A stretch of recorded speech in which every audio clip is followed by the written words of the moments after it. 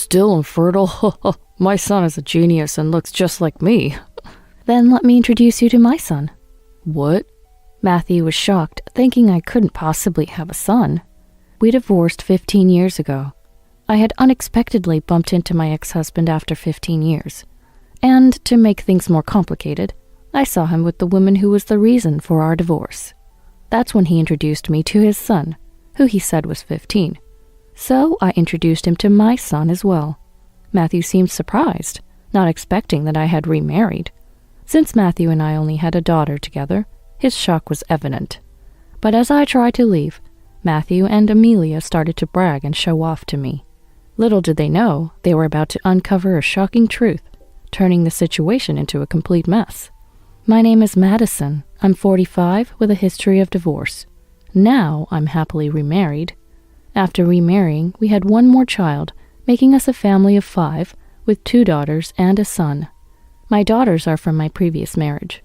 My son, now 14, is in middle school. His name is Jeffrey. The names of my daughters are Lily, the eldest, who is 19, and Aria, the younger one, who is 18. Both my daughters and my son are my pride and joy. Lily is currently studying abroad at a university, and Aria attends a prestigious high school. They chose their paths themselves, without any influence from me. Inspired by his sisters, Jeffrey grew up full of curiosity. Though only half-siblings, the 3 of them are very close. My current husband's name is Andrew. He's somewhat of a celebrity in certain business circles. This is my family now. Today, Jeffrey and I were out shopping in preparation for his study abroad. Jeffrey wears a hat and mask outside for certain reasons. Though many people wear masks nowadays, Jeffrey stands out due to his height.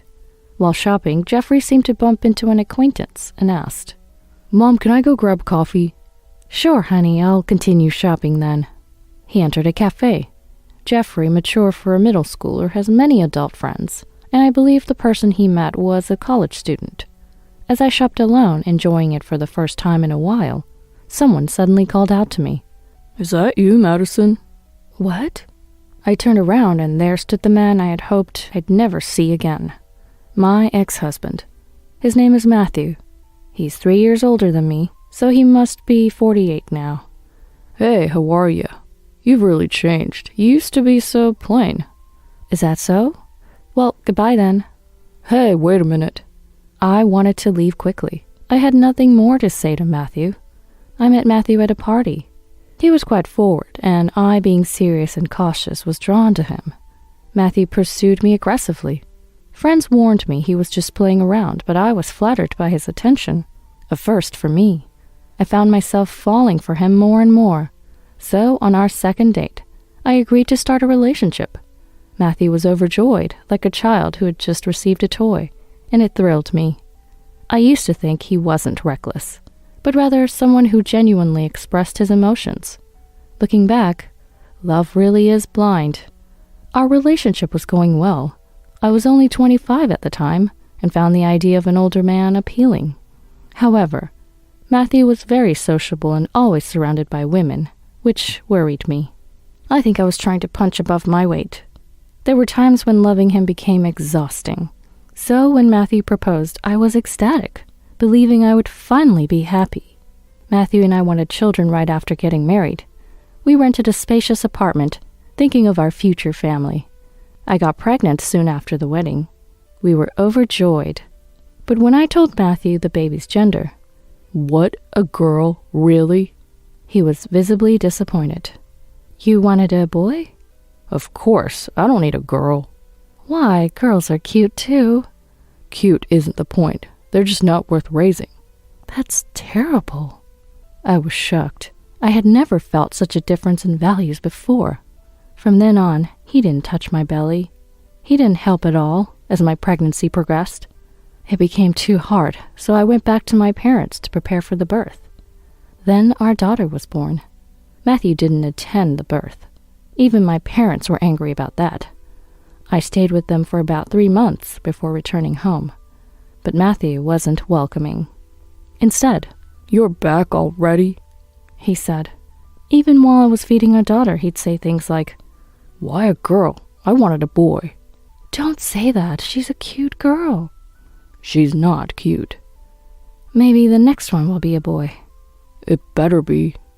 I researched everything I could to have a boy, even trying old wives' tales and gender selection methods. The next year I was pregnant again, but it was another girl. I was happy with 2 girls. They were adorable. I loved dressing them in matching outfits. But Matthew was cold to our daughters. Hey, stop wasting money. You bought more clothes, didn't you? They weren't that expensive. But 2 of the same? That's extravagant. Gradually, Matthew began to take his frustrations out on me. Why can't we have a boy? Is there something wrong with you? Girls are great, too. I want a son. He'd say this in front of our daughters without a second thought, making me not want to talk about the kids with Matthew. I think the girls, even being young, could sense what their dad was saying. I poured all my love into them, making up for their dad's absence. Matthew's behavior escalated. He'd yell at the kids for playing inside, and our fights became incessant. Be quiet. Go away. I'm tired from work. You're a nuisance. Hey, don't talk like that. Why not play with them? They don't like me, and they're not cute. How can you say that? They'd be closer if you tried. Don't say such things in front of them. They won't understand. It's okay. They seem dumb anyway. I couldn't tolerate this. I took the kids and went to my parents' house for a few days, expecting a call from Matthew. He did call, but not to apologize. You're neglecting your duties at home. Come back immediately. You can do it yourself. Who do you think provides for you? Do what you're supposed to. Regrettably, I was on maternity leave, depending on my husband's income. I had no choice but to obey him. I wanted to leave my daughters with my parents, but it was too much to ask of them. I didn't want to be apart from my girls, so we returned together. Finally back? Clean up this mess. The house was a disaster. Food left out, trash everywhere, laundry untouched. Lily, still young, helped me clean up. Aria tried to appease Matthew. They were only 4 and 3 years old. I knew something had to change, but I didn't know what to do. Eventually, I returned to work, but with reduced hours and lower pay. I had to rely on Matthew. I endured for the sake of our livelihood. I didn't have the courage to become a single mother with 2 daughters. But Matthew's behavior towards the girls worsened. You're in the way. Go somewhere else when I'm off. I witnessed him saying this to our daughters. I thought I might have reached my limit. Divorce crossed my mind. Afraid of ending up on the streets, I first changed jobs to prepare for divorce. The president of the new company sympathized with my situation and accommodated my needs until the divorce. I decided to divorce soon after starting the new job. Hey, let's get a divorce. That's what Matthew suddenly said to me. I was considering divorce too, but his bluntness caught me off guard. He had been thinking about divorcing me as well, so this seemed like a good opportunity. A chance for an amicable divorce. I'll take custody of the children. Fine, take them. I felt uneasy about Matthew's attitude. A woman's intuition prompted me to hire a detective, a suggestion from the new company's president, who even advanced the cost. Of course, I planned to repay it later. I was referred to a detective by an acquaintance. The detective quickly uncovered the truth. Matthew had a mistress named Amelia, a younger woman. To my shock, Amelia was pregnant. The child was likely Matthew's. Hurry up and sign the divorce papers. There's something I need to tell you first. I revealed everything I learned from the detective. You snooped around behind my back? So what? Isn't the real issue that you've been deceiving us all this time?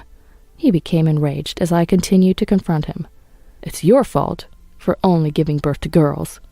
What's that supposed to mean? Amelia, see, is having a boy. She's fulfilling my wishes, unlike you. It's only natural I prioritize her. Why did you start an affair before she got pregnant? That's because you seemed defective and I lost interest in you. I'm popular with women, you know. Matthew justified his infidelity without any remorse, blaming me for having only girls. Such nonsense. I couldn't understand his obsession with having a son. Why are you so fixated on having a boy? Girls are stupid creatures. They can't earn money and won't bring anything back in the future. I hate the idea of spending money on them. I was furious. In an era of advancing women's rights, I couldn't believe I had married a man with such beliefs.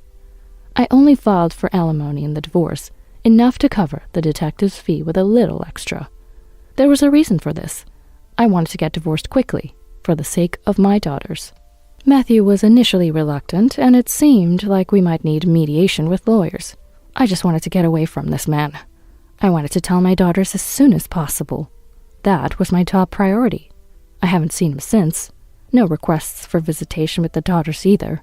And now, this unexpected reunion. Matthew wasn't alone. Behind him were Amelia and a boy, probably the child from back then. Amelia approached me, looking over. The boy behind her made a disgusted face. I couldn't tell if he was looking at me or Amelia. The boy is about the same age as Jeffrey. I believe in middle school. Yet there I was, feeling uncomfortable despite not being at fault. Oh, is this Matthew's ex-wife?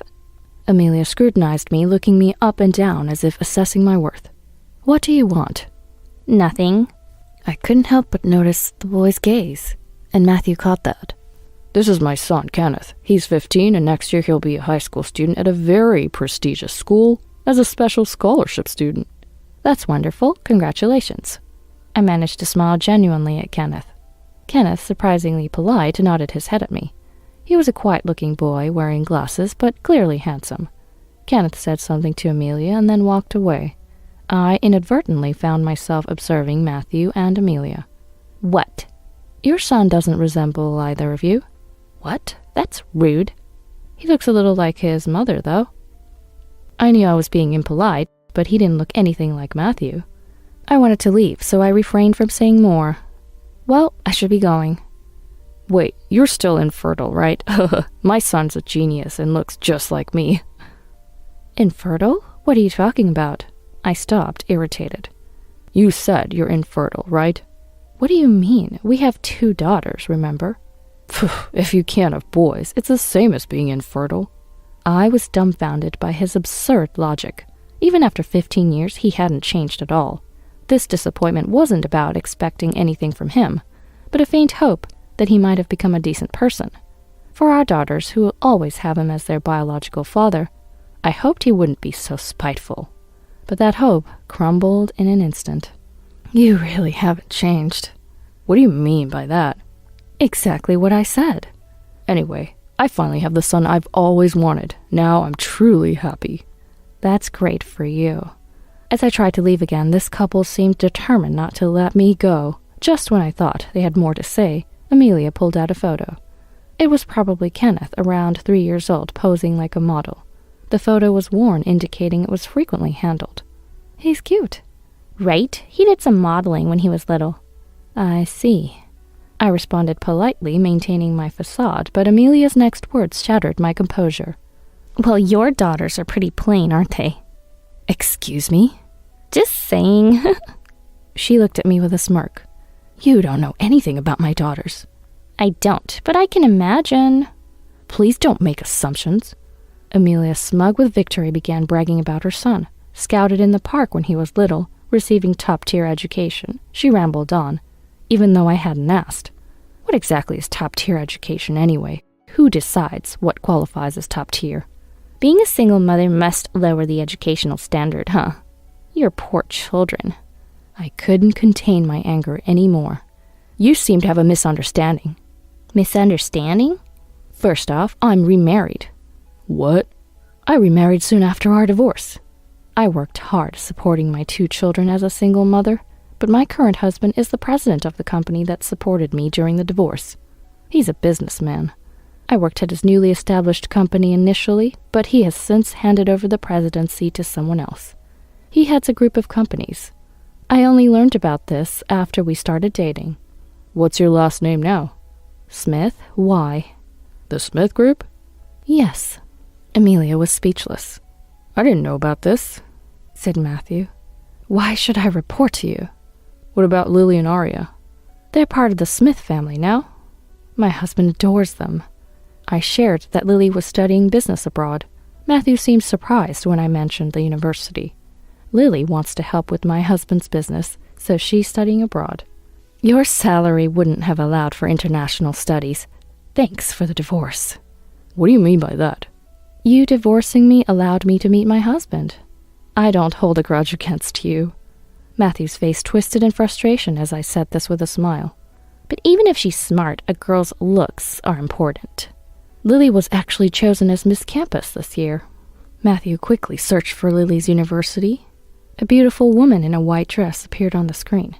That's Lily. No way. Good thing she doesn't look like her dad. Amelia's face twisted in frustration, just like Matthew's. But the eldest is a fluke, and the younger one's probably a delinquent. The second child always turns out bad. Aria's doing well. She's been accepted to a famous university. And which high school does she go to? Clover High School. No way, better than our child. Well, your son is amazing too, being a scholarship student, but Clover High School is a girls' school, so he can't attend. Amelia wanted to say something, but only twisted her face in frustration. Competing over children's achievements seemed pointless. Matthew looked shocked, opening and closing his mouth like a fish. But when our eyes met, he said, "What? You must have paid off the school with under-the-table money." I couldn't let that slide. These were my daughters he was talking about. Both of them chose and worked hard for their schools. They never even asked to go to tutoring. They were no trouble at all. Lily and Aria couldn't rely on their dad for affection after I remarried. They probably developed a habit of not depending on a father figure. However, my new husband made repeated efforts to connect with Lily and Aria. Gradually, they began to open up to him as if he were their real dad. For Lily, a turning point was when he took her to his workplace, leading her to express interest in studying business management. He then suggested an overseas university to middle school-aged Lily, mentioning its diverse student body and unique programs. Lily researched what she needed to learn and which high schools to attend to get into that university. After rigorous studying, she successfully got into her desired high school. We didn't interfere at all. The only thing she asked us for was to study abroad, and we happily supported her decision. They got into such prestigious schools without tutoring? That's exactly what I'm saying. How much money did I spend on my son? It's fine. Thanks to you, he grew up well. He'll surely pay you back. Sure, he will. This couple seemed to expect some sort of return from their child, which I found pitying. But it's none of my business what happens in other families. But Aria went to tutoring, right? No, she didn't. Aria, influenced by her sister, hasn't found what she wants to do yet, but she's been studying hard. She's currently into basketball. What's the point in doing something that doesn't make money? What does this man think children are for? They're not raised to become future money bringers. Did you want a boy just because you thought he'd bring you money in the future? It's not like that. I hit the nail on the head. I truly made the right decision divorcing this man. Then Jeffrey called. I told him where I was and hung up. Is Mr. Smith coming? What are you happy about? I just want to meet him. Amelia seemed eager with ulterior motives, but I had no intention of introducing them to my husband. No, I'm meeting someone else. Goodbye. Wait, are you running away? No. That's when Jeffrey arrived. I'll introduce you to my son. What? I reluctantly introduced Jeffrey to them. He was still wearing his hat and mask. Your son? Yes, he is my husband and my son. He's in 8th grade. But you only had girls.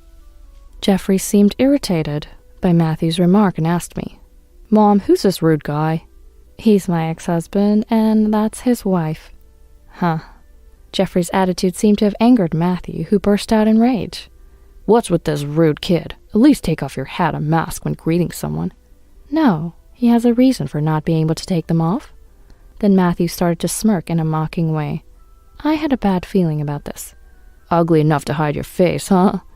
Your new husband must be ugly too. Our daughters turned out pretty like me, but I guess your son wasn't so lucky." "What are you talking about? My husband is so handsome. He's been featured in magazines." "Really? Then your son must look like you." "That's right. Unfortunately, he got Mom's ugly genes. Such a waste, especially since he's so tall." I was appalled that they could say such things in front of their middle school-aged child. I didn't want to leave Jeffrey as their prey, and was about to make an excuse to leave when suddenly Jeffrey took off his hat and mask. "I apologize for not greeting you properly without taking off my hat." Matthew and Amelia were struck speechless. Even the people passing by stopped in their tracks. "Are you?" Turns out, Jeffrey is an up-and-coming actor. With a mature, sweet face, he became popular quickly, despite being in middle school. He's even considering going abroad and studying in a foreign middle school, as part of the plan. This is a well-known story, even mentioned in online articles. Though it's actually because of his sister's influence, the media wrote it differently. But the name is so different. So I changed it. It's starting to get out there, but please don't spread it around too much. Is he really your child, not a stepchild? That's right, 14 years old. That's right after a divorce. Yes, I married right after divorcing you. But he doesn't look like you. People often say Jeffrey and I look alike. He's definitely my son.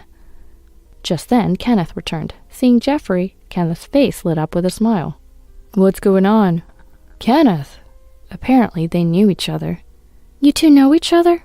Yeah, unexpectedly they were acquaintances. Jeffrey attended Kenneth's dance school for 2 weeks on the agent's recommendation. They seem to have gotten along well, being close in age. So does that mean you and I are half-brothers? When Jeffrey said that, Kenneth angrily retorted. No way, don't even think that I'm the son of a man like him. This was a shock to me. Kenneth realized he had spoken too impulsively. Hey Kenneth, what do you mean by that? Kenneth sighed and looked at Amelia. Amelia was frantically shaking her head. What's going on? Ignoring Amelia's protests, Kenneth revealed a shocking truth. I'm not this man's son. What the heck are you saying? Kenneth glared at Matthew with a look of utter disdain. It seemed that Matthew, despite his desire for a son, had a rotten character, and this sentiment had been passed down to Kenneth. It appeared that Kenneth had disliked Matthew from a young age. All he does is complain about work, and he's always reeking of alcohol. There's nothing about him I could respect. Kenneth felt a deep aversion to being the son of such a man. He even confessed to his mother that he found it repulsive to have any blood relation with Matthew. Then, "Don't worry, your real father is someone else," Amelia revealed. She had sworn Kenneth to secrecy for the sake of their livelihood. What? What does that mean? No, nothing. Kenneth, stop joking around. Amelia was clearly panicking. But our blood types are completely different. I'm type A. Aren't both of you type O? That's a lie. It's true. And Kenneth pointed to a nearby blood donation poster. Why don't we go donate blood and find out? He said. Stop it! Amelia screamed in a frenzy. So that's what it was. It made sense why Kenneth didn't resemble them. He wasn't their child. Amelia was involved with Matthew and another man at the time, but she couldn't marry the other man. So she told Matthew that he was the father and married him. Matthew, realizing the truth, turned bright red with anger. He seemed to be trembling with rage. You're saying he's not my son? What does that mean? It's not what you think. There's a reason for it. What reason? Matthew didn't care that there were people around. Rather, he seemed oblivious to his surroundings. He yelled at Amelia loudly. So you've been deceiving me all this time? No, there's a reason for it, but even if there's no blood relation, Kenneth has always adored you like a real dad. It didn't look like adoration at all. You've always believed and raised him as your own son, but isn't it unusual not to notice for 15 years? It's proof that you haven't really engaged with your child. Shut up, it's none of your business. You're right, it's none of my business, so I'll be leaving. I realized a crowd had gathered around us. Not wanting Jeffrey to be involved in this, I decided to leave Matthew and Amelia arguing. Many people seemed interested in their quarrel, which worked in our favor. We'll be going then. Matthew, no longer paying attention to us, was shouting at a crying Amelia, begging for forgiveness. Kenneth was the only one who waved to us. His eyes seemed to say, "Please go now." We quickly hailed a taxi and escaped. I'm sorry you had to go through that. It's fine, Mom, I'm okay. Jeffrey comforted me, patting my back. Later, Jeffrey told me he had encountered Kenneth. Matthew, furious upon learning he'd been deceived for 15 years, presented Amelia with divorce papers. They ended up divorcing after much turmoil. Amelia, who'd always been a housewife, didn't want to work and was reluctant to divorce Matthew. Do you think I can start working now? That's not my problem. Matthew coldly brushed off Amelia's pleas. Kenneth was initially taken in by Amelia, but not trusting her, he ended up being adopted by his grandparents. His grandparents declared that they would cut ties with Amelia, their daughter, so she couldn't see her son anymore. Kenneth, of course, refused to see her too. Now Amelia works as a day laborer at a factory to make ends meet. Both Matthew and Amelia ended up alone. Worried about his old age, Matthew kept showing up in front of Kenneth. It's pathetic to discuss such matters with a middle schooler, especially since they're now complete strangers with no blood connection. Kenneth said he had no fond memories of playing with Matthew, nor did he actively participate in school events. So Kenneth found it troublesome to suddenly have Matthew act like a dad. Rejected by everyone, Amelia later went to apologize to Matthew. Please, let's start over, just the two of us. How can I trust you? Don't ever show your face to me again. Amelia, fearing loneliness, tried to get close to Matthew, but he rejected her. Matthew, on his part, grumbled about having to pay child support for a son who wasn't his. He's not even my real son, he says as he works. Legally, he was obligated to pay, since Kenneth was registered as his son. Kenneth's grandparents, very responsible people, had a lawyer handle these matters. Learning that Kenneth was happy with his grandparents was a relief. Despite 15 years, I was somewhat downhearted that such issues resurfaced. My husband and children were concerned about me. I apologized to Jeffrey for causing him any discomfort, but Jeffrey was composed, saying it wasn't my fault, and that the present was what mattered. This was something my daughters often said, and it brought tears to my eyes. I don't know if I was a good mom, but I can say with pride that all my children are wonderful. Currently, Jeffrey lives abroad with his sister Lily.